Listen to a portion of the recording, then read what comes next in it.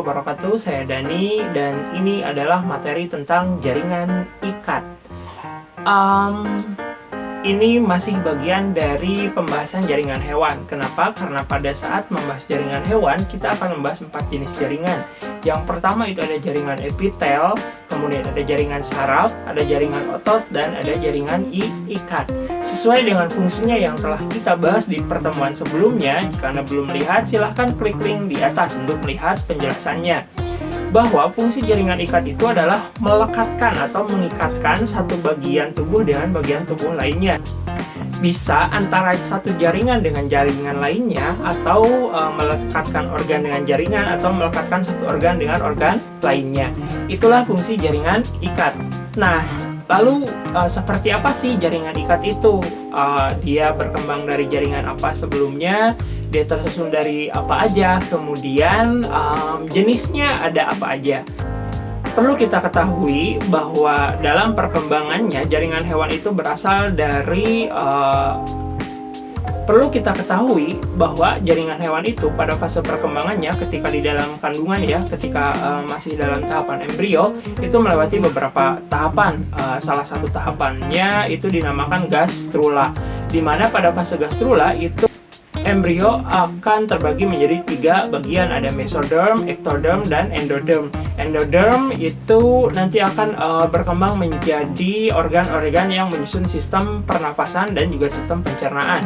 Sedangkan ectoderm itu akan berkembang menjadi organ-organ yang menyusun nanti kulit, kuku, rambut, saraf, dan juga indera. Sedangkan mesoderm itu akan sisanya ya.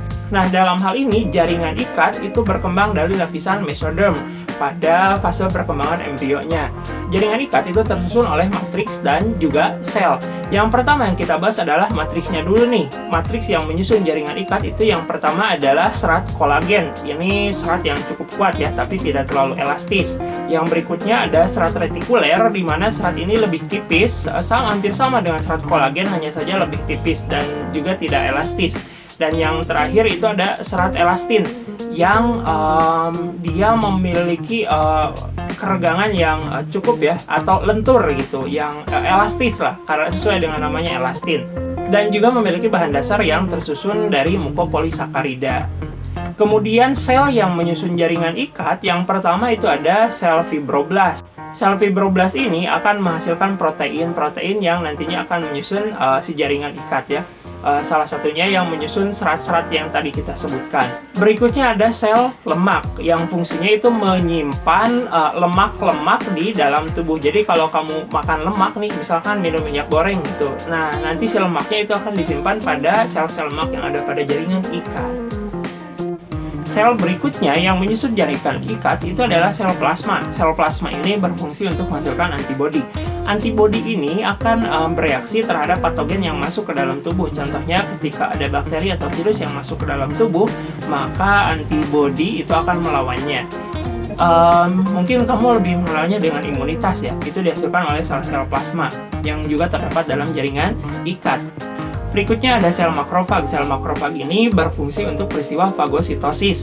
Fagositosis ini kita ketahui dalam bahasan tentang sel adalah memasukkan suatu zat ataupun organisme ke dalam sel. Itu namanya fagositosis.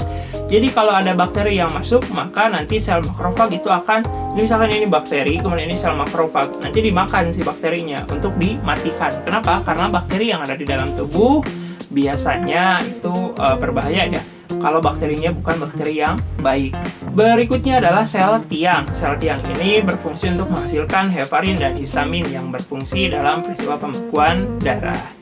Jadi jaringan ikat itu tersusun oleh matriks yang banyak jenisnya, juga sel yang bermacam-macam ya. Berikutnya yang akan kita bahas adalah jenis-jenis jaringan ikat. Ada apa aja sih jaringan ikat ini? Langsung saja kita bahas satu per satu. Yang pertama itu ada jaringan ikat longgar. Jaringan ikat ini berfungsi untuk menghubungkan antara satu jaringan dengan jaringan yang lainnya. Contohnya menghubungkan jaringan epitel yang ada di luar nih, di kulit dengan daging. Nah, ini contoh jaringan ikat longgar. Kemudian juga yang menghubungkan antara organ dengan jaringan. Contohnya ini nih, ginjal. Dia nempel ke rongga dalam tubuhnya. Nih, jaringan selaput tipisnya ini juga disebut dengan jaringan ikat longgar. Jaringan ikat berikutnya adalah jaringan ikat padat ya. Jaringan ikat padat itu contohnya ada dua jenis. Yang pertama itu ada tendon ya. Tendon ini menghubungkan antara otot dengan tulang. Ini kan tulang ya. Kemudian si ototnya ini, si dagingnya nempel ke tulang. Nah, hubungan ini yang mengikatkannya atau yang menghubungannya itu dinamakan tendon. Nih contohnya, ini kan daging nih, gede ya, daging. Kemudian ini tulang. Nah, antara daging dengan tulang ini dihubungkan oleh suatu jaringan ikat yang kita sebut dengan tendon ya, termasuk ke dalam jaringan ikat padat. Sedangkan yang menghubungkan tulang dengan tulang yang lainnya, ini contoh, ini tulang paha ya, femoralis, kemudian ini tulang betis. Ini kan ada hubungannya, atau mungkin kamu taunya sendi ya. Di dalam sendi itu salah satu strukturnya ada yang namanya ligamen. Itu yang menghubungkan antara satu tulang dengan tulang yang lainnya. Ini sendi engsel ya. Ini kita coba kita patahkan. Nah, ini adalah contoh ligamen ya, yang menghubungkan satu tulang dengan tulang yang lainnya. Itu jaringan ikat padat. Berikutnya ada jaringan ikat lemak. Biasanya jaringan lemak ini ada di bagian bawah kulit ya. Ya sebenarnya kulit juga ini ya, susunan utamanya adalah lemak yang fungsinya untuk sebagai bantalan, melindungi dari benturan, kemudian dia juga berfungsi sebagai cadangan makanan dan pengatur suhu tubuh. Berikutnya ada jaringan ikat tulang. Oke, jaringan ikat tulang. Tulang ini termasuk ke dalam jaringan ikat khusus. Kenapa? Karena fungsinya yang khusus ya, bukan hanya mengikatkan, tetapi dia juga memberi bentuk tubuh. Oke, antara seluruh bagian tubuh itu kan tersusun atas rangka, dan rangkanya itu saling berhubungan. Itu jaringan ikat tulang yang kenapa dia disebut dengan jaringan ikat yang khusus. Ada dua jenis tulang. Yang pertama ini adalah tulang keras ya, atau tulang kompak.